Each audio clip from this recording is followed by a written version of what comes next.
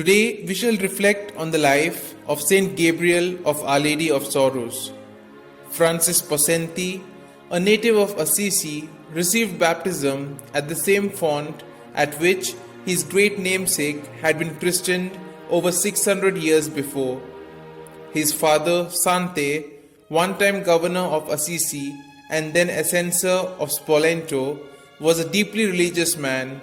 Before attending Mass each morning, he would spend an hour in prayer and reading, and then conclude the day with a visit to the Eucharistic Lord each evening.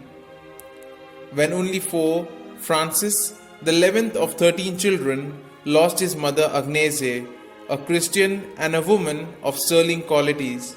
As he grew to boyhood, his typically childish pranks and mischievous love of fun caused his busy father much anxiety. However, the conscientious father was never too busy to instruct his children in the catechism of the Church and to familiarize them with the meaning of the lives of Christ and his saints.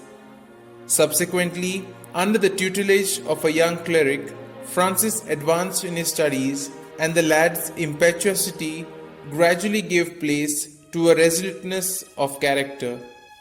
As a young man, Francis was highly obsessed with the trappings of social life, with its endless rounds of dramas, opera, and concerts. However, on 2 occasions, he experienced the chastening influence of a serious illness, each time promising Mary that if cured, he would enter religious life, and of course, on recovering each time, procrastinating. Then came the outbreak of cholera epidemic in Spoleto in the year 1856. In consternation, the people turned to the Madonna and solemnly promised that should she stop the dreadful epidemic, a great procession would be held with her ancient image, which had been presented to the city by Emperor Barbarossa in the year 1115. The plague did cease. When Francis knelt among the people as the image passed, he was held in thrall by the gaze of the Madonna that seemed to penetrate his soul.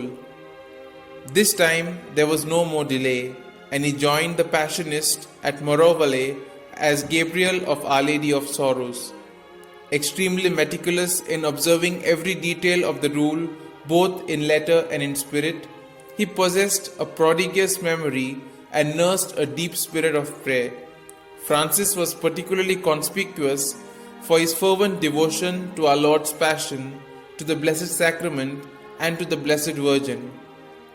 When he was ready to be ordained, having received minor orders in 1861, the political and anti-clerical upheavals in Italy made it unsafe for him to be sent to his bishop, and not long thereafter, Gabriel succumbed to consumption in his 6th year as a Passionist.